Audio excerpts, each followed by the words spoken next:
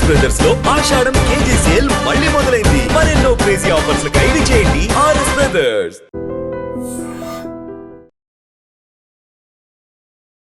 గత వారం క్రితము యాక్చువల్లీ ఈ కర్ణాటక బార్డర్ ఏదైతే ఉంటుందో రాయచూర్ అంటారు కదా, ఆ రాయచూర్ దగ్గర ఒక భర్త నీళ్ళలో పడిపోయిండు. అది తన భార్యనే సెల్ఫీ తీసుకుందామని చెప్పి నీళ్ళలో దోసేసింది అనేది కూడా పెద్ద సెన్సేషన్ మారింది. అది చాలా వైరల్గా మారింది. ఆ వీడియో కూడా అందరు చూసిండ్రు, దాని మీద రెస్పాండ్ అయినరు కూడా. అసలు నిజంగానే ఆ ఇన్సిడెంట్ జరిగిందా, అసలు ఏమైంది అనేది వారం అయింది కాబట్టి ఇన్వెస్టిగేషన్ స్టార్ట్ అయింది. నిజంగానే ఆ భార్య దోసేసిందా, ఏమైంది, భర్త ఆరోపిస్తున్నాడు కాబట్టి సెల్ఫీ తీసుకుందామన్న భార్య తోసేసింది, నీళ్ళలో పడిపోయినా అదృష్టం బాగుండి నాకు ఈత రాకపోయినా మధ్యలో బండరాయి ఉంది కాబట్టి నేను అక్కడి నుంచి గట్టిగా కేకలు వేస్తే అక్కడ వెళ్ళే వాళ్ళు స్పందించి నన్ను బయటికి తీసుకొచ్చిండ్రు, ఈమె నన్ను చంపే ప్రయత్నం చేసింది అని ఆయన చెప్పుకొచ్చిండు.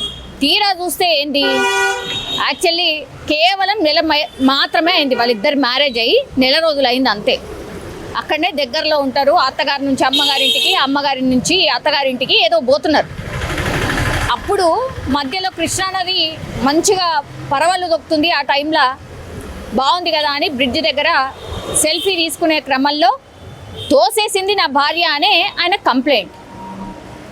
తీరా చూస్తే పోలీస్ స్టేషన్లో తీసుకుపోయిండు, పోలీస్ స్టేషన్లో కేసు పెట్టిండు. నా భార్య ఇగో ఇట్లా నన్ను చంపే ప్రయత్నం చేసింది అని ఆయన కంప్లైంట్ చేసిండు. ఆమె అప్పటికీ నెత్తి నోరు మొత్తుకుంటూనే ఉంది. అసలు నేను ఎందుకు అట్లా చేస్తా, ఆయన నా భర్త, నేను అట్లా చెయ్యను అని ఆమె ఎంత చెప్పుకున్నా ఆ భర్తనైతే వినలే. తీరా చూస్తే కేసు పెట్టిన తర్వాత ఏమైంది, ఆ అమ్మాయికి కేవలం 16 సంవత్సరాలు మాత్రమే. అంటే మైనర్ బాలికను పెళ్లి చేసుకున్నాడు.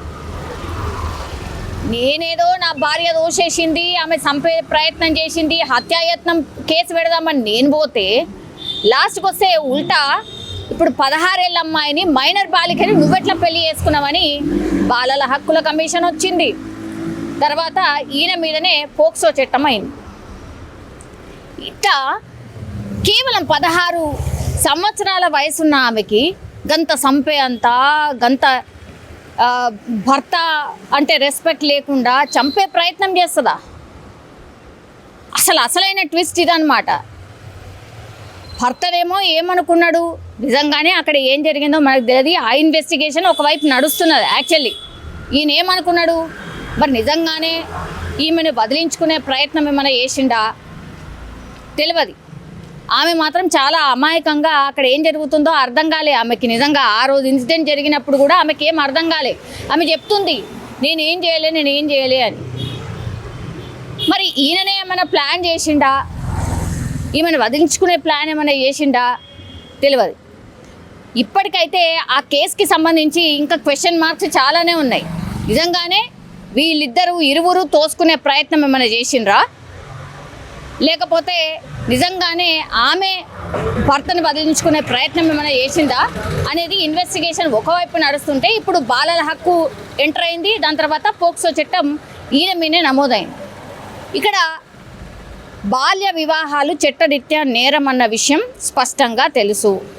వీళ్ళమ్మ నాన్న ఎట్లా చేసిండ్రు, తర్వాత ఆ పిల్లగాడు ఎట్లా చేసుకుంటాడు అసలు నాకు అర్థం కాదు. తీరా చూస్తే ఈయనకే శిక్ష పడుతుంది, ఈయననే జైలు ఉంటాడు తప్పించి ఆ అమ్మాయికి అయితే ఏం కాదేమో అనిపిస్తుంది నాకు తెలిసి అయితే.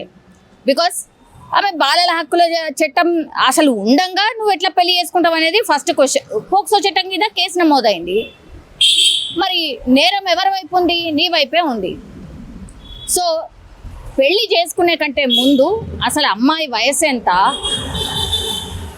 చేసుకోవచ్చా లేదా, ఒకవేళ ఇగో ఇట్లాంటి ఎదురైనప్పుడు మరి ఏం జరుగుతుంది, ఇవన్నీ ఆలోచించకుండా చేసుకుంటే మాత్రం ఇగో ఇట్లాంటి ఒకటేదో చేయబోతే ఇంకేదో మెడకు చుట్టుకున్నట్టు అంటారు కదా, ఇగో గదే అయింది ఈ కేసులో కూడా. నిజంగా ప్రస్తుతం ఉన్నటువంటి సమాజం దేనికి ప్రయారిటీ ఇస్తుంది? ఆర్థిక సంబంధాల చుట్టూ మాత్రమే తిరుగుతుంది. మళ్ళీ ఎన్నికలంగానే చాలా విరక్తి కలుగుతాను. మంచి అనిపిస్తుంది కదా, లేడీస్ కూడా ఛాలెంజింగ్ జాబ్స్ చేసినప్పుడు చాలా బాగుంటది. ట్రాఫిక్ అసిస్టెంట్స్ గా నియమించిన ట్రాన్స్జెండర్స్ అందరితో సాల్యూట్ చేయించుకుంటున్నారు. ఫుడ్ డెలివరీ ఇవ్వటానికి వెళ్ళినటువంటి డెలివరీ బాయ్ అనిల్ పై కళ్ళ ముందు